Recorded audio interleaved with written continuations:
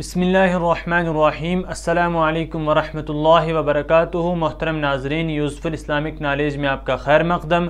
उम्मीद करता हूँ कि आप सब खैर वाफियत से होंगे।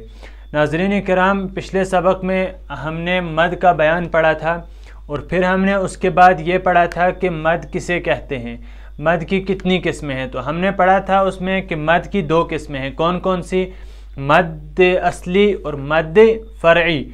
तो हमने पढ़ा था कि मद असली उस मद को कहते हैं जिसमें हर्फ मद के बाद हमज़ा और सुकून न हो, जैसे नूहीहा, इसकी मिसाल हमने पढ़ी थी। और फिर इस तरह हमने पढ़ा था मद फ़रई उस मद को कहते हैं जिसमें हर्फ मद के बाद हमज़ा और सुकून हो। फिर हमने पढ़ा था कि इसकी चार किस्में हैं। कौन कौन सी? नंबर 1 मद मुत्तसिल, नंबर 2 मद मुनफसिल, नंबर 3 मद आरिज़ वक्फ़ी और नंबर 4 मद लाजिम। तो ये चार किस्में हैं किसकी? मद फ़रई की। मद असली की कोई किस्म नहीं है, लेकिन मद फ़रई की चार किस्में हैं। तो इंशाअल्लाह आज हम इन चार किस्मों को पढ़ेंगे। तो इससे पहले वाला वीडियो अगर आपने नहीं देखा है तो यहाँ पर आई बटन शो हो रहा है, आप उस पर क्लिक करें और जाकर वो वीडियो भी देखें। तो नाजरीन, अगर आप चैनल पर नए हैं तो चैनल को सब्सक्राइब करें और बेल आइकन को प्रेस करें। और अगर ये वीडियो आप इंस्टा या फेसबुक पर देख रहे हैं तो पेज को ज़रूर फॉलो करें। तो नाजरीन, पहले हम मद मुत्तसिल, मद मुनफसिल, मद आरिज़ वक्फ़ी, इन तमाम की पहले तारीफ़ें लिख देते हैं, उसके बाद अच्छी तरीके से हम समझेंगे। तो नाजरीन, हमने मद मुत्तसिल, मद मुनफसिल और मद आरिज़ वक्फ़ी इन तीनों की तारीफ़ें हमने लिख दी हैं, लेकिन हमने मद लाजिम छोड़ दिया है चूँकि उसकी बहुत लंबी तफसील है, उसको हम किसी अलग वीडियो में पढ़ेंगे। आज फ़िलहाल हम मद मुत्तसिल, मद मुनफसिल और मद आरिज़ वक्फ़ी को पढ़ते हैं। मद मुत्तसिल की तारीफ़ में ये कहते हैं कि वो मद है जिसमें हर्फ मद के बाद हमज़ा उसी लफ्ज़ में हो, जैसे जा, जी, सू। जैसा कि आपने पढ़ा था कि मद असली और मद फ़रई में क्या फ़र्क है। तो मद असली में हमने पढ़ा था कि मद असली उस मद को कहते हैं जिसमें हर्फ मद के बाद हमज़ा और सुकून न हो, जिस तरह नूहीहा। और मद फ़रई में हमने पढ़ा था कि मद फ़रई उस मद को कहते हैं जिसमें हुरूफ मद्दा के बाद हमज़ा और सुकून हो।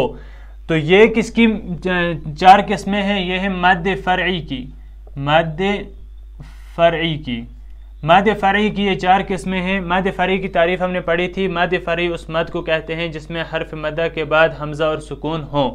तो अब आप देखें मद मुत्तसिल इसकी पहली किस्म है।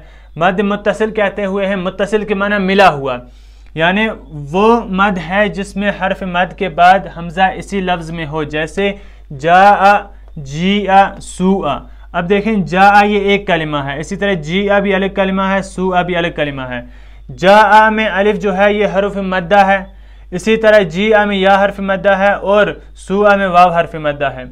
इन तीनों जगह पे हर्फ मद्दा के बाद हमज़ा आ गया, तीनों जगह पे। तो ये अब क्या हुआ? इनका कायदा है, इनकी तारीफ़ है कि वो मद्दा है, यानी कि मद मुत्तसिल वो मद है जिसमें हर्फ मद के बाद हमज़ा इसी लफ्ज़ में हो। तो यहाँ पर जो हमज़ा है तीनों जगह पर ये एक ही लफ्ज़ में आ गया, उसी लफ्ज़ में पहले हुरूफ मद्दा में से कोई हर्फ आ रहा है और उसके बाद हमज़ा आ रहा है। तो ये हुई मद मुत्तसिल की तारीफ़ और मिसाल भी।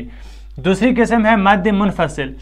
वो मद है जिसमें हर्फ मद के बाद हमज़ा दूसरे लफ्ज़ में हो, जैसे मा उन्ज़िला।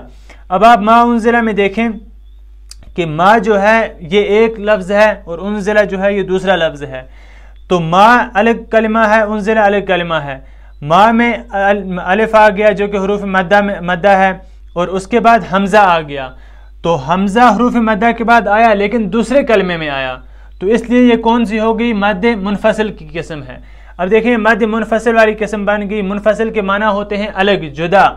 तो इसलिए ये जो है अलग कलमे में आ गया, क्या? हुरूफ मद्दा और हमज़ा अलग कलमे में आ गया, तो इसको हम मद मुनफसिल कहते हैं। मद मुनफसिल वो मद है जिसमें हर्फ मद के बाद हमज़ा दूसरे लफ्ज़ में हो। तो यहाँ पर हर्फ मद्दा अलिफ है तो मा अलग लफ्ज़ आ गया और आगे उन्ज़िला जो है इसमें हमज़ा आया लेकिन ये दूसरे लफ्ज़ में आ गया। तो ये कहते हैं कि हर्फ मद्दा के बाद हमज़ा दूसरे लफ्ज़ में हो, जैसे मा उन्ज़िला। तो मा जो है ये एक लफ्ज़ है, इसके आखिर में हर्फ मद आ गया और उन्ज़िला जो है ये दूसरा लफ्ज़ है, इसके शुरू में हमज़ा आ गया।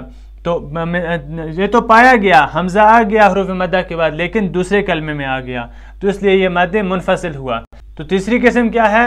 मद आरिज़ वक्फ़ी। वो मद है जिसमें हर्फ मद के बाद सुकून वक्फ की वजह से हो, یعنی کہ حرف مدہ ہے، اس کے بعد سکون تو نہیں ہے، لیکن جب ہم وہاں پر وقف کرتے ہیں، وہاں پر ٹھہرتے ہیں، تو اس وقت کیا ہوتا ہے، اس وقت یہ سکون ہم وہاں پڑھتے ہیں کس کی وجہ سے، وقف کی وجہ سے۔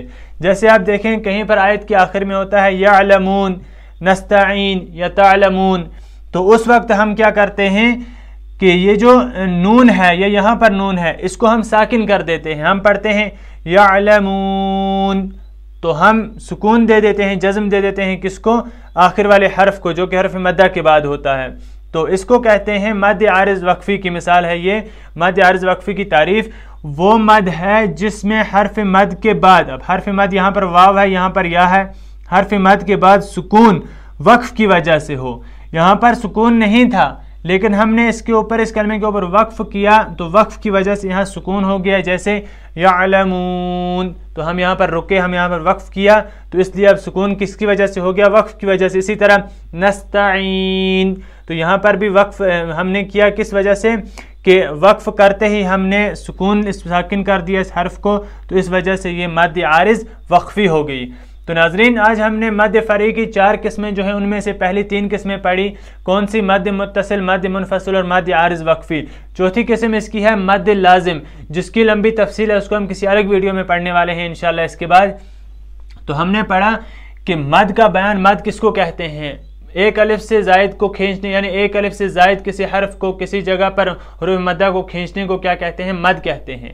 تو اس کے بعد ہم نے پڑھا کہ مد کی 2 قسمیں ہیں، مد اصلی، مد فرعی۔